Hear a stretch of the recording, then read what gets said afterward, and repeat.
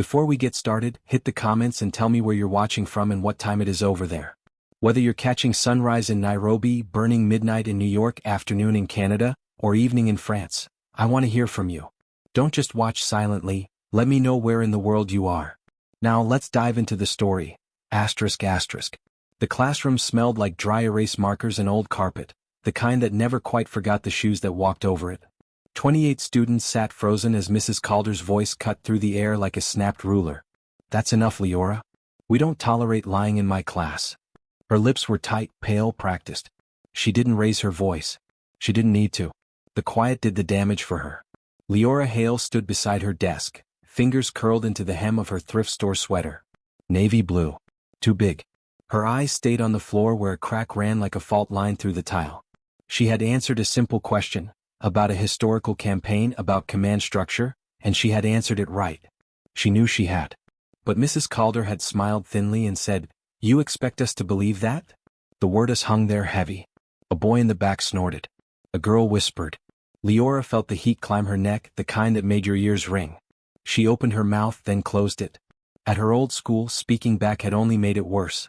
"I can prove it," she said finally, her voice barely audible. My dad taught me." Mrs. Calder's eyebrow lifted.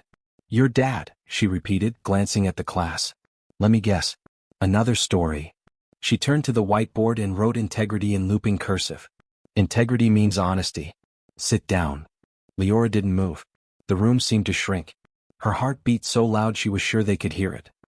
"He's a general," she said, the words slipping out before fear could stop them. "A 4-star. Laughter popped like static. Mrs. Calder turned slowly, eyes cold now. "That is enough," she said. "You don't get to hide lies behind imaginary heroes. Sit down." The door at the back of the classroom opened. Boots stepped onto tile. Heavy. Measured. The laughter died mid-breath.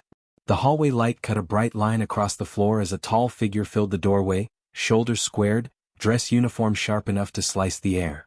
4 silver stars gleamed on his collar. The room froze. 2 weeks earlier, Leora had arrived at Westbridge Middle with a backpack that still smelled like the base exchange and a file thick with transfers. She had learned to pack light and speak less. New schools meant new rules, new faces, new ways to disappear. She chose the seat near the window where sunlight made dust look like snow and no one asked questions. Mrs. Calder noticed everything. She noticed who raised their hand and who didn't. She noticed accents. She noticed skin tones. She noticed Leora's silence and seemed to take it as a challenge. "You should try participating," she said one morning, smiling the way adults did when they thought they were being kind. "We value voices here." Leora nodded and said nothing. At home, her father taught her maps and dates, not because he expected her to recite them, but because learning was how he showed love. They studied at the kitchen table while coffee went cold and the news murmured low. He never bragged. He never wore his uniform at home. He just asked questions and waited for her answers, patient as stone. At school, when Leora did speak, Mrs. Calder corrected her. Not loudly.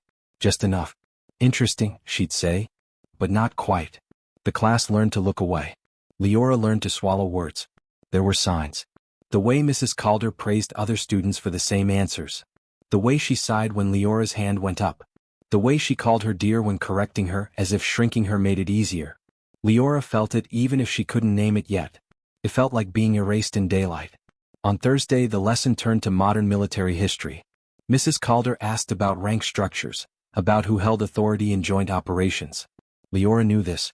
She raised her hand. The room felt electric. Mrs. Calder hesitated, then pointed. Leora answered, clear and precise. Silence followed. Then the smile. "That's ambitious," Mrs. Calder said. "But incorrect." She turned away. Something in Leora cracked. She spoke again. She mentioned her father. The room shifted. Mrs. Calder's smile hardened. The word liar hadn't been said yet. Not then. But it was already there, waiting.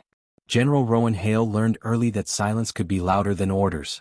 He had earned his stars through decades of decisions that kept him awake at night. He had buried friends. He had signed letters he never wanted to write. At home he was just dad. He packed lunches badly. He forgot parent-teacher conferences. He listened more than he spoke. When Leora came home quieter than usual, he noticed. When she stopped asking questions, he noticed more. He didn't push. He waited. On bases across the world, he had learned that pressure made cracks wider. Patience let truths surface. The call came from the school office while he was reviewing readiness reports. "There's been an incident," the voice said. "Your daughter made some claims." He closed the file. "I'll be there," he said. On the drive, the uniform felt heavier than usual. He thought of Leora standing alone, of rooms that judged before listening. He thought of promises made in softer moments, to protect without hovering, to let her be strong. The line between those promises blurred as the school came into view. Back in the classroom, time dragged. Mrs. Calder stood rigid, 1,000 explanations racing behind her eyes. The students stared at the door, at the man who shouldn't be there and yet was. Leora's breath came shallow. She hadn't planned this. She hadn't wanted proof like this. The general stepped forward. His gaze swept the room, noting details out of habit. The seating, the tension, the adult standing too tall in the wrong way. He stopped beside Leora's desk. "Is there a problem here?" he asked, voice calm, controlled. Mrs. Calder swallowed. "This student disrupted class with a lie," she said quickly. "I was maintaining discipline." He looked at Leora. Not at her sweater. Not at the floor. At her eyes. "Did you lie?" he asked. She shook her head once. The room held its breath. Mrs. Calder straightened. "With respect," she said, emphasizing the words, "children say things. We can't indulge fantasies." General Hale turned to her slowly. "With respect," he replied, mirroring her tone, "calling a child a liar without evidence is not discipline. It's damage." Murmurs rippled. Phones buzzed under desks. The assistant principal hovered in the doorway, now pale. Mrs. Calder's composure cracked. "She claimed you taught her military command structures," she said. "That you're a 4-star general. It's inappropriate." He nodded. "I did teach her," he said. "And I am." Silence slammed down hard. The stars on his collar caught the light again, undeniable. Mrs. Calder's face drained of color. I didn't know," she stammered. "That," he said softly, "is the point." He asked Leora to sit. She did, legs trembling. He addressed the class not with a lecture but with a truth. "Knowledge doesn't belong to one face," he said. "Integrity isn't about who you believe. It's about how you listen." As they left, Leora looked back once. Mrs. Calder wouldn't meet her eyes. Outside, the sky was wide and blue. Leora breathed like she hadn't in weeks. "I'm sorry," she whispered. Her father shook his head. "Never apologize for telling the truth," he said. "But remember, this isn't over." News moved fast in a small town. By evening, the story had grown legs. Some versions painted Mrs. Calder as misunderstood. Others painted Leora as a pawn. Leora felt exposed, like a secret turned inside out. At home, General Hale cooked dinner and burned it. They ate anyway. He listened as Leora finally spoke, words tumbling out, corrections, looks, the way it felt to be doubted before speaking. He felt something cold settle in his chest. Not anger. Resolve. The next day, the school called a meeting. District officials. A counselor. Mrs. Calder, eyes red. Apologies were offered, careful and legal. Leora was asked how she felt. She said, "Small." The word landed heavy. Mrs. Calder spoke last. "I treated you unfairly," she said, voice thin. "I'm sorry." She didn't say why. She didn't say how. General Hale stood. "An apology without accountability is just noise," he said. He asked about training. About bias. About safeguards. The room shifted. Notes were taken. Outside, some parents avoided Leora. Others smiled too wide. A boy slipped her a note. "You were right," she folded it and kept it. That night, she studied again with her father. Not history. Herself. "You don't owe anyone silence," he told her. "But you don't owe them anger either." She nodded. The stars outside felt closer. The investigation dug deep. Patterns emerged. Not just Leora. Other students. Quiet ones. Different ones. Stories lined up like evidence on a table. Mrs. Calder was placed on leave. The school buzzed with tension. Substitute teachers came and went. Leora kept her seat by the window. One afternoon, Mrs. Calder approached her in the parking lot. "I never meant to hurt you," she said quickly. "I was under pressure." Leora listened. She felt the old urge to shrink. Then she remembered the crack in the tile, the word liar. "Intent doesn't erase impact," she said, surprising herself. Mrs. Calder flinched. At home, General Hale received messages from colleagues. Some supportive. Some warning. "You're making waves," one said. He smiled grimly. "Good," he replied. The school board hearing filled the auditorium. Lights were harsh. Camera's word. Leora sat in the front row, hands folded. She spoke when asked. Clear. Come. She described moments, not motives. Mrs. Calder spoke too. Tears came. Admissions followed. Bias named at last, ugly and real. When it ended, the decision was swift. Termination. Mandatory district training. Policy changes.